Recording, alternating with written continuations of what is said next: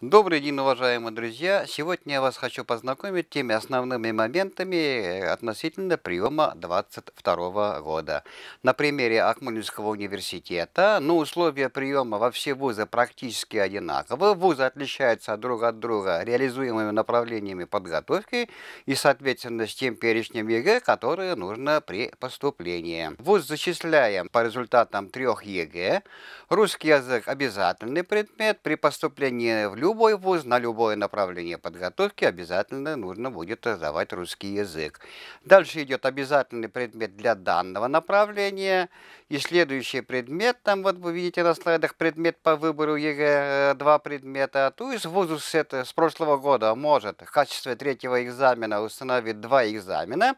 А абитуриент имеет право выбрать один из этих экзаменов. Или же выбрать и первый, и второй экзамен, а предоставить результаты того экзамена, где у вас результата больше. К примеру, давайте возьмем какую специальность? Информатику.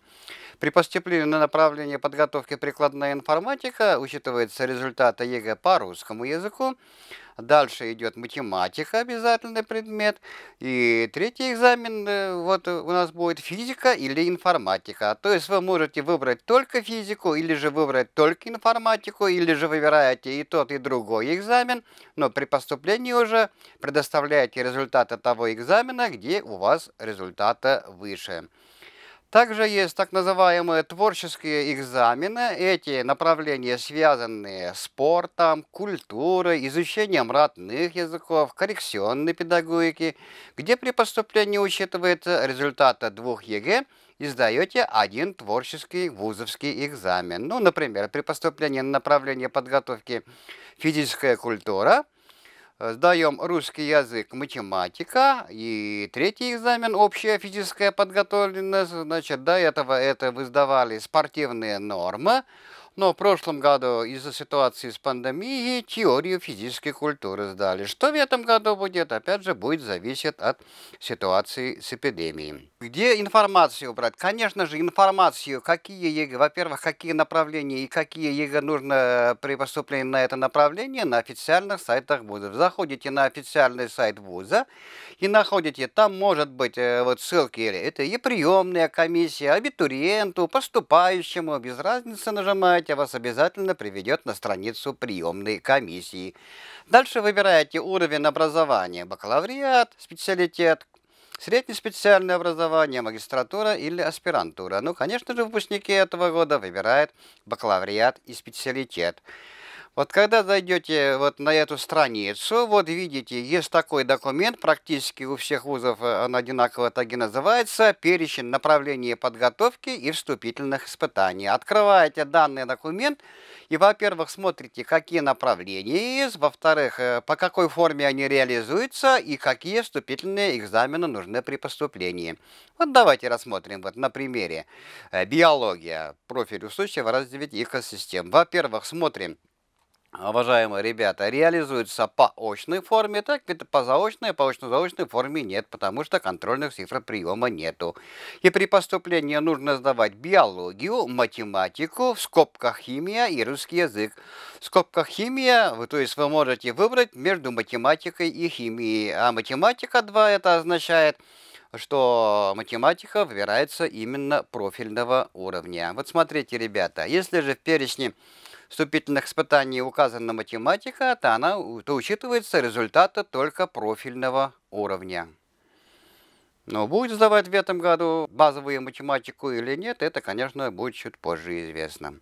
Результаты ЕГЭ действительно в этом году с 2018 по 2022 год. Уважаемые ребята, часто нам абитуриенты задают вопрос, вот я не выбрал данный предмет, надо было, оказывается, и ЕГЭ не сдавал, могу ли я сдавать данный предмет в ВУЗе? Уважаемые ребята, ответ отрицательный. В ВУЗе экзамены в формате ЕГЭ сдавать нельзя, а вузовские экзамены имеет право сдавать только следующая категория абитуриентов. Вот вы их видите на слайде.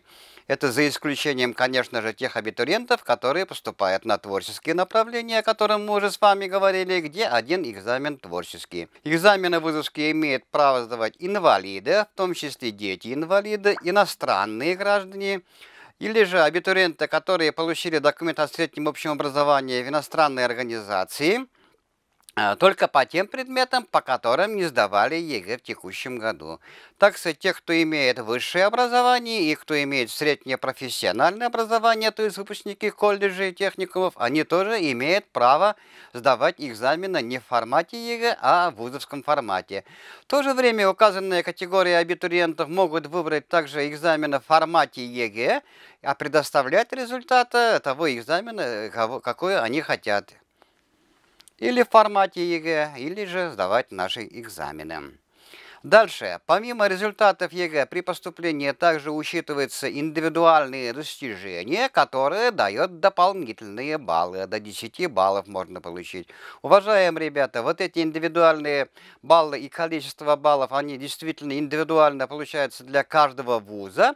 Поэтому данную информацию надо смотреть обязательно на сайтах вузов. Как правило, это вот видите, это наличие статуса чемпионов, серебряный, золотой значок ГТО с этого года. Обратите внимание, серебряный значок тоже учитывается. В прошлом году она не учитывалась. Также учитывается волонтерская деятельность. Также участие в олимпиадах, конкретный перечень этих олимпиад тоже будет выставлен на сайтах университета. Дальше наличие документа образования с отличием, это или же аттестат с отличием, или диплом с отличием. То есть информация о дополнительных баллах, еще раз повторяю, вы сможете ознакомиться на сайтах того вуза, куда собираетесь поступить. И с этого года диплом победителя и призера Олимпиады школьников из перечня, утвержденного Минобр.России, рассматривается как индивидуальные достижения только в случае, если по нему не предоставлена льгота поступления без вступительных экзаменов. Что это такое? Чуть позже к этому мы вернемся. И сумма баллов итоговая может быть не более 10 баллов. Также каждый вуз устанавливает так называемый минимальный порог баллов для участия в конкурсе. Это тот минимальный порог, который необходимо вам набрать для того, чтобы подать документы на конкретное направление подготовки и участвовать в конкурсе. Если, допустим, вот смотрите, русский язык в нашем вузе 40 баллов, эти минимальные баллы тоже у каждого вуза индивидуально. Вот для нашего вуза рассмотрим и при русский 40 баллов. Если же вы не набрали по ЕГЭ 40 баллов, то вы не сможете подать ни на одно направление подготовки, потому что русский язык нужно при поступлении на любое направление подготовки. Но если же по математике вы не набрали 40 баллов, а набрали, допустим, 39 баллов, то не можете подать документы только на те направления, где в качестве вступительных экзаменов фигурирует математика. Из условий поступления. Уважаемые ребята, в этом году, как и в предыдущие годы, вы можете подать документы 6 вузов, а количество направлений в каждом вузе вузы сами решают. Это может быть от 2 до 10. В нашем Акмолинском университете данное число равняется 5 направлениям. Надо отметить, что в прошлом году во всех вузах Республики Башкортостан можно было подать документы на 5 направлений подготовки. Здесь обратите внимание, пожалуйста, на количество вузов, не больше 5. Единая система физгия и приема, к сожалению, устроена таким образом, что во время подачи документов вполне возможно, что вы сможете подать документы больше, чем 5 вузов. Но данная система очень четко контролирует уже во время зачисления, и если количество вузов у вас будет больше, чем 5, вас просто-напросто ни один из вузов не зачислит. Поэтому позаботьтесь об этом и до зачисления отзывайте документы, которые подали, допустим, 6 или 7 вуз. Вне зависимости, каким способом вы подали документы. Надо отметить, что документы в этом году можно будет подавать дистанционно через официальный сайт вузов, можно через госуслуги, через суперсервис. Также не знаем, будет ли в этом году очная подача документов. Все, опять же, будет зависеть от ситуации с пандемией. Об этом будет, конечно же, дополнительная информация. Дальше квота есть целевая квота до 10, в зависимости от направлений, это правительство устанавливает по каждому направлению определенное количество в процентном соотношении бюджетных мест, которые мы выделяем на целевой прием. Информация о квоте целевого приема будет размещена на сайте вуза с 1 июня. Договор можно заключить с любой организацией, по сути, бюджетной организации. Вот на сайте вы видите информацию, именно те условия организации, которые должны соответствовать тем или иным условиям. Так и сроков приема документов. Прием документов начинается в вузах не позднее 20 июня, в нашем вузе это как раз и 20 июня, а завершается в зависимости от условий приема. Если вы поступаете только по результатам ЕГЭ, то прием документов завершается 25 июля. Если вы вступаете по результатам ЕГЭ и дополнительных вступительных экзаменов, или же относитесь к той категории абитуриента, которые сдают вузовские экзамены, прием документов в нашем вузе заканчивается 20 июля, и эта цифра, опять же, конкретный вуз устанавливает сами, поэтому надо, опять же, смотреть на официальных сайтах вузов. Ну и места с оплатой обучения. Срок окончания документов вы видите. И зачисление. 27 июля все вузы размещают на официальном сайте список поступающих или же рейтинг листы, то есть вы сможете определить свое положение относительно других абитуриентов, которые подали документы на данные направления подготовки. Дальше идет. Для лиц, поступающих без вступительных испытаний и поступающих на места в пределах квота, да, есть такая категория абитуриентов. Без вступительных испытаний имеет право поступать абитуриенты, которые имеют статус победителя или призера заключительного этапа Всероссийской олимпиады школьников, также уровневых олимпиад 1, 2, 3 степени, если вы поступаете на профильные направления. Какие это олимпиады и какое профильное направление каждая олимпиада определяет вуз, это вы можете посмотреть на официальных сайтах. Ну, давайте на примерах объясню. Если вы поступаете, например, на направление подготовки педагогическое образование, математика и физика, где профильным предметом является математика, а вы являетесь победителем или призером заключительного этапа, к примеру, Всероссийской олимпиады школьников по математике, то на данное направление вы поступаете без вступительных экзаменов. Но при условии, что по математике профильные вы имеете результаты ЕГЭ не менее 75 баллов.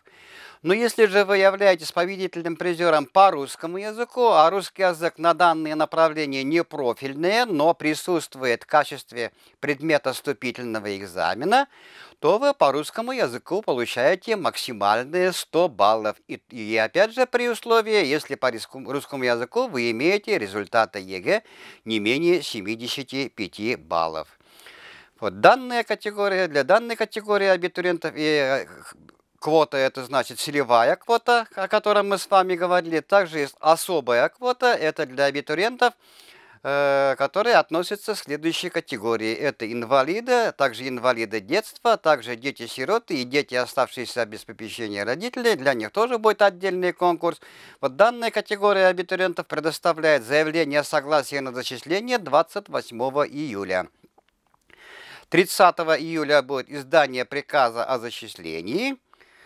А дальше уже прием по общему конкурсу на оставшиеся места. Обратите внимание, уважаемые ребята, второй год уже общий конкурс осуществляется в один этап, а не в два этапа, как было раньше. Здесь соответствующие даты, которые вы видите на слайде. Уважаемые друзья, теперь я предлагаю более подробно ознакомиться с Башкирским государственным педагогическим университетом имени Мифтахетдина Акмуллы. Сегодня Акмуллинский университет – это единственный педагогический вуз Республики Башкортостан, один из ведущих вузов Российской Федерации. В вузе реализуется более 120 образовательных программ и профилей подготовки. Это огромный выбор и огромная возможность комбинировать результаты ЕГЭ во время поступления.